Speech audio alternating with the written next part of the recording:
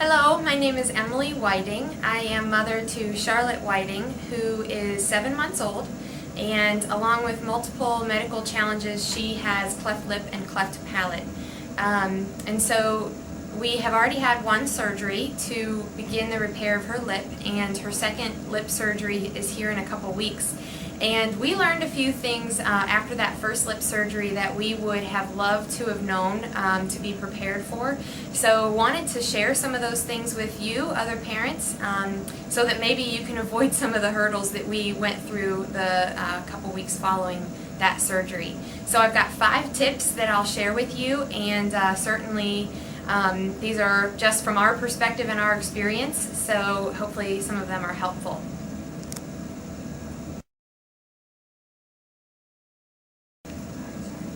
Tip number 1 for post-op with a lip surgery, and this is speaking from the experience of having Charlotte get a lip adhesion. I would make sure I was in a relationship with a speech therapist. Unfortunately, we did not connect with a speech therapist until after the surgery, and in hindsight it would have been very handy to have already had a relationship established with a speech therapist so that we could call them and ask for their help with feeding. As many of you probably already know, feeding a child after a lip surgery is a challenge, and introducing a new way to eat oftentimes, and so having not practiced that before or having a relationship with a speech therapist, it made it a very lonely week or two of trying to figure it out on our own and then trying to get a relationship established at the very last minute. So I would suggest, highly suggest, that you get to know a speech therapist, get your child and them to have a relationship, have them understand your child's medical situation, and make them aware of the upcoming surgery, and maybe even have an appointment with them scheduled very shortly after the surgery itself so that you can kind of show them how you're feeding them and get any tips and make sure that it's a positive experience for you and the baby.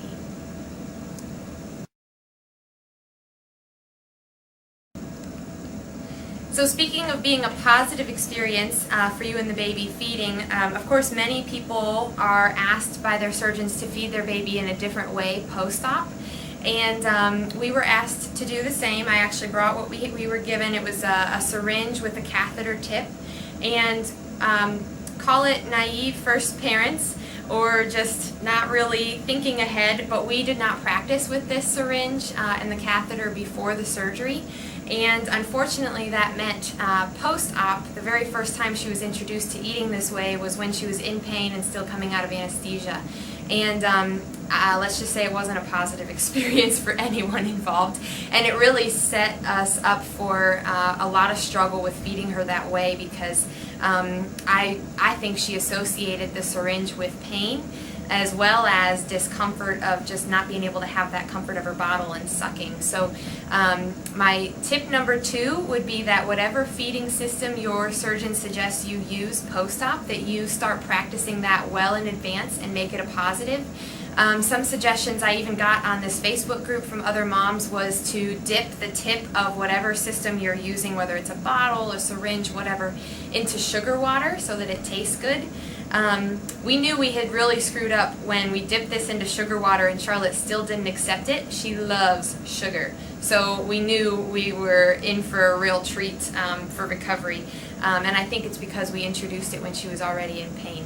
So I would definitely suggest you make feeding a positive, maybe even give her whatever system you're going to use and have her play with it as a toy, let her put it in and out of her mouth.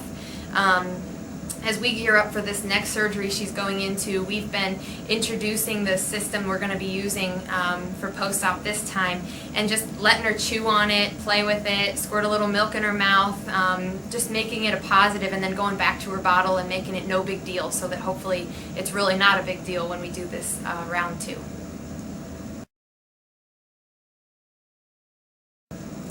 So tip number 3, this sounds a little crazy, but I would suggest whatever you're going to feed your child with, to feed yourself with. And I didn't do this till probably week 2 post-op. I couldn't quite, actually I guess it was week 1, but it was probably day 6. And I was at my wit's end. I couldn't figure out why Charlotte didn't want to eat from the syringe. And I was guessing, well, maybe it's uncomfortable, maybe it's poking her, maybe it doesn't taste good, I don't know. So finally I just lined up the way I had been feeding her and fed myself that way, and I learned a lot. First off, I learned that the tip was a little pokey.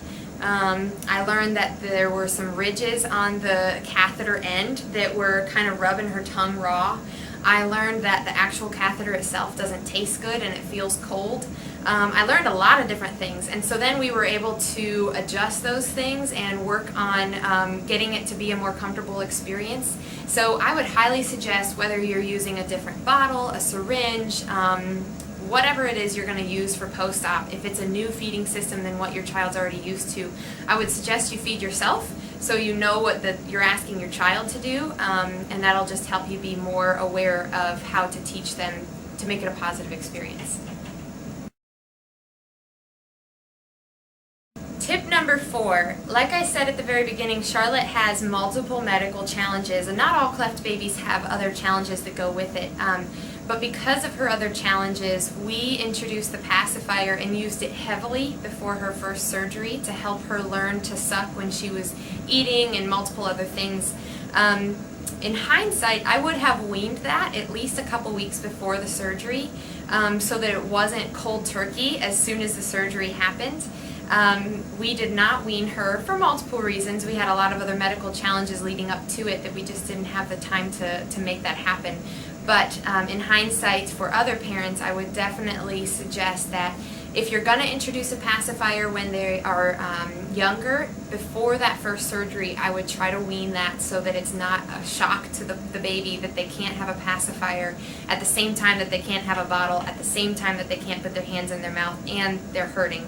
That combination is just a bad one if you're not prepared for it. So if you are able, I would even suggest not to even introduce the pacifier at all. I think if not for Charlotte's medical challenges, I would have just avoided the pacifier altogether so we never had to take it away. Especially considering typically the first lip adhesion is when they're pretty young. Charlotte's was when she was only 3 months old.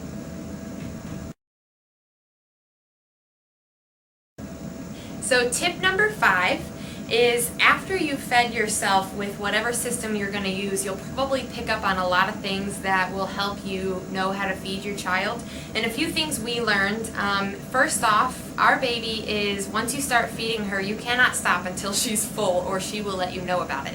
And I think most babies are that way. So if you have a syringe or a bottle that doesn't fit an entire amount that they would eat in one feeding, I would suggest you fill up as many bottles or syringes as it takes to be that full feed and line them up and have them ready so that as soon as one is empty you can just pick up another one and move on.